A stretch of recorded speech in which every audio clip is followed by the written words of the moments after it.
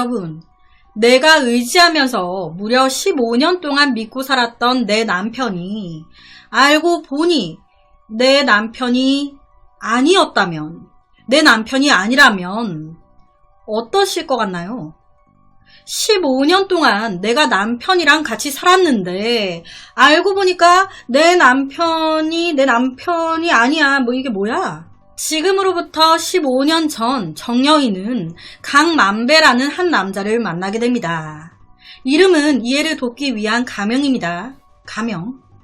여튼 그때 두 사람의 나이가 40대였어요. 중년. 그렇다 보니 두 사람은 얼마 안 가 사랑에 빠졌고 살림까지 합쳐 그렇게 15년을 가정을 꾸리며 살았죠.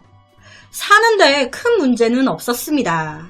2021년 12월까진 말이죠.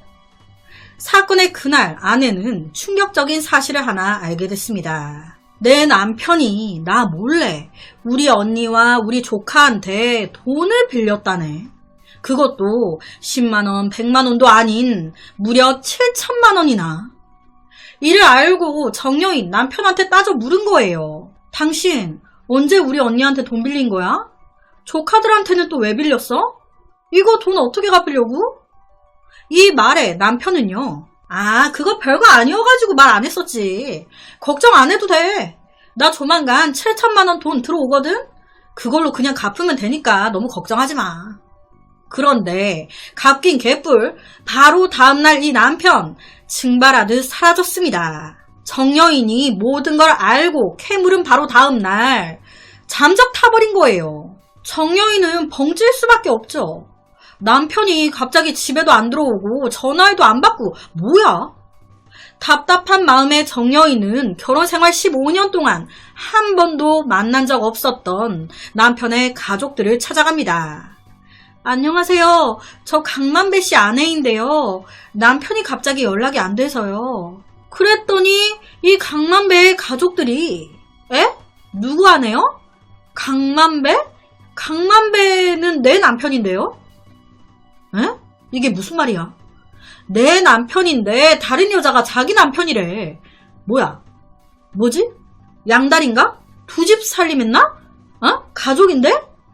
당황하던 그 순간 그 집 안에서 한 남자가 또 나옵니다. 누구? 강만배? 내가 강만배인데? 와, 그렇게 알게 된 거예요. 아, 15년 동안 함께 지냈던 내 남편이 아니구나. 다른 사람이었구나. 그럼 이 강만배라고 했던 이 남편, 이놈은 누구야? 충격적이게도요. 이 정여인이 이때까지 남편이라면서 부르고 불렀던 그 이름, 강만배. 알고 보니 자기 친형의 이름이었던 겁니다. 자기 친형 이름을 가지고 15년 동안 정여인 곁에서 남편 행세를 했었던 거예요. 강만배의 가족들도 처음에는 놀랬겠죠. 웬 여자가 와서 자기가 강만배인데 강만배의 아내라고 하니까 진짜 강만배 씨의 아내분은 아내는 난데요? 벙찌셨겠죠. 이놈이 바람을 폈나 내 언녀가 찾아온 건가 오만 생각이 들고 하지만 그런 건 아니었다는 거. 그렇다면 자기 친형 이름 가지고 15년 동안 남편 행세를 했다는 건데 그럼 이 남편의 진짜 이름은 뭐야? 확인 결과 이 남편 이미 20년 전 주민등록이 말소된 상태였습니다. 한국에 등록되어 있지 않은 사람. 그렇다면 여기서 하나 궁금한 게 생겨요. 왜 주민등록이 말소됐을까? 왜 자신의 이름을 숨기고 자기 친형 이름으로 살았던 걸까? 왜? 이 형은 자기 동생이 자기 이름 가지고 몇십 년을 살고 있는데 가만히 있었나?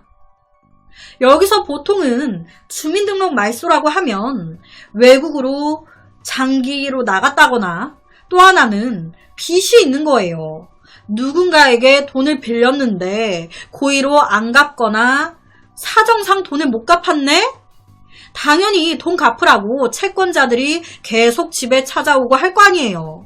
그럴 때 말소시킨다고 합니다. 가장 흔한 이유는 후자, 빚 독촉, 내가 어디 있는지 모르게 하려고 돈 들고 튀려고 주거 부정 상태가 돼버리는 겁니다. 막말로다가 잠수. 이렇게 주민등록이 말소가 돼버리면 한국에서 없는 사람이 돼버리기 때문에 생활 자체가 불편해집니다. 아파도 병원에도 못 가고 핸드폰, 은행 등등 모든 걸 못 만들게 되죠. 불편하잖아요. 그러니까 이때 형, 나 잠깐 형 명의 좀 빌려줘. 형 이름으로 핸드폰 좀 만들게. 통장 좀 만들게. 그러면서 형인 척 살았던 거예요. 무려 15년을. 그리고 이 모든 걸 아내는 전혀 몰랐던 거고요. 어떻게 보면 어떻게 가장 가까이서 몇십 년을 함께 산 아내가 아무것도 몰랐을 수 있나.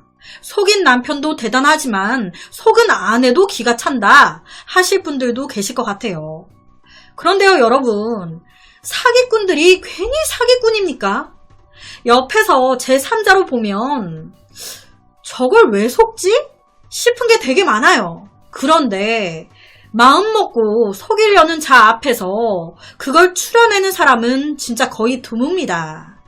사기 당하는 사람들이 사기 당해야지 하고 당하는 거 아니잖아요.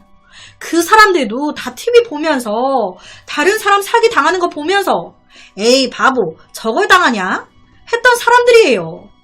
그러니까 작정하고 사기치려 덤비는 사람 앞에 장사 없다는 겁니다. 우선 이 아내분은 앞서 말씀드렸다시피 결혼생활 15년 동안 남편의 가족을 한 번도 만나지 못한 상태였어요.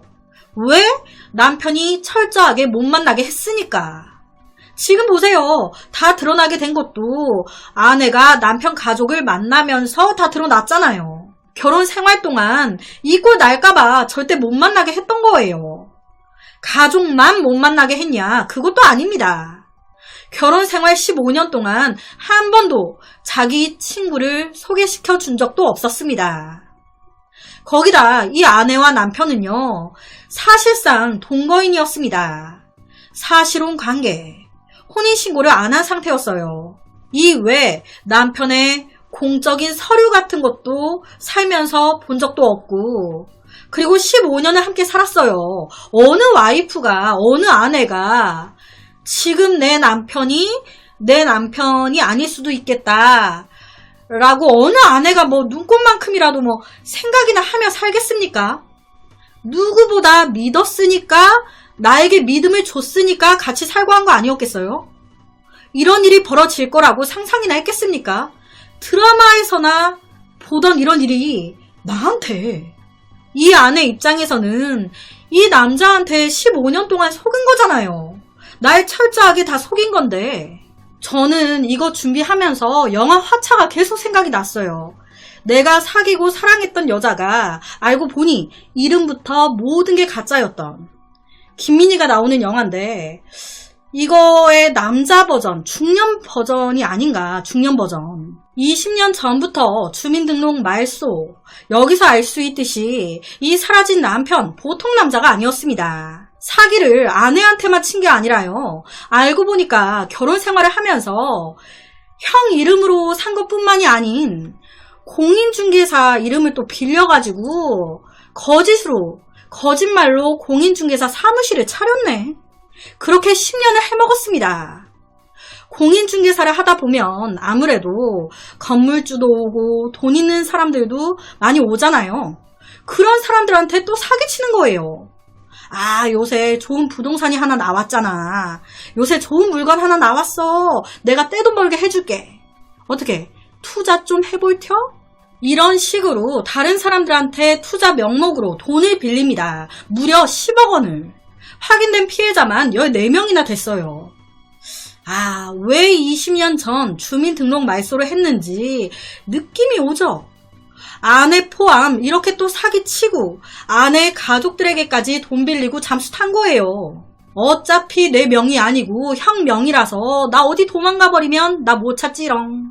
상황이 이렇게 돼버리자 아내와 아내 가족 포함 부동산 사기 피해자들, 그리고 이 남편의 형 진짜 강만배 씨까지 이 남편을 고소했습니다. 사기와 명의 도용으로. 이 형에 대해서 말이 많아요. 동생이 자기 이름으로 계좌에 핸드폰에 다 개통했는데 이때까지 몰랐나? 어떻게 몰랐을 수가 있지? 제 생각에도 누군가 핸드폰이나 계좌만 만들어도 제 명의로 그 사람이 일만 해도 건강보험료가 갑자기 확 올라간다든지 뭔가 문자 알림이 온다든지 핸드폰 조회만 해도 소지하고 있는 핸드폰이 몇 개 더 있다 등등 나오잖아요. 그런데 15년 동안 전혀 몰랐다. 이번에 알아서 동생을 명의 도용으로 신고한 거다. 이 부분에 대해서 추측하기로는요. 아무래도 형이 알고는 있었던 거예요. 동생이 이런 상황에 내 명의로 핸드폰 개통하고 했구나. 하지만 크게 나한테 피해 주는 거 없으니 자기가 요금 내고 다 하고 있으니 문제를 제기하지 않고 그냥 냅뒀던 거예요. 그런데 이번에는 다르죠. 형 이름으로 내 이름으로 사기를 치고 다녔단 말이에요. 이건 아니잖아요. 그러니까 여기서 내가 선을 그어야겠다. 선을 좀 확실히 해야겠다 해서 고소를 한 게 아닐까. 이 부분에 대해서 정확하게 알려진 건 없습니다.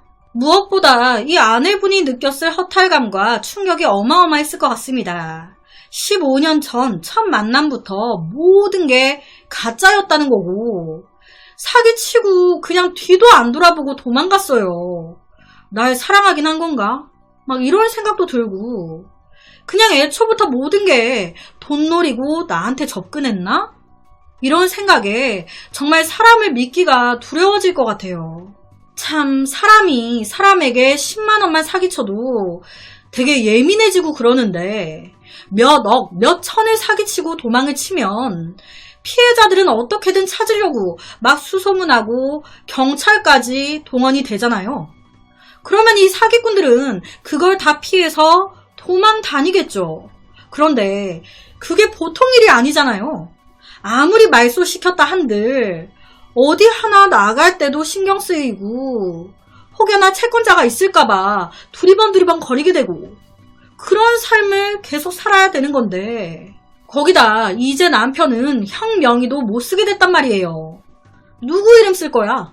자기 명의도 없는데 핸드폰, 계좌 아무것도 못 쓰는 상황인 건데 어떻게 살아야 할지 또 잔머리 쓰고 어떻게 피해 다니나 어떻게 도망 다니나 이렇게 막 머리 쓰는 것 자체가 너무 피곤할 것 같은데 2021년 12월 남편이 사기치고 사라졌습니다. 그런데 그 이후에 남편을 체포했는지 어쨌는지 기사가 전혀 없더라고요.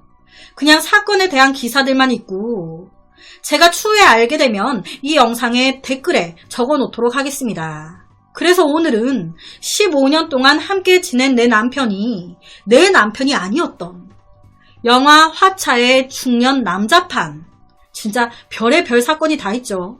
충격적인 한 사건을 가지고 왔습니다.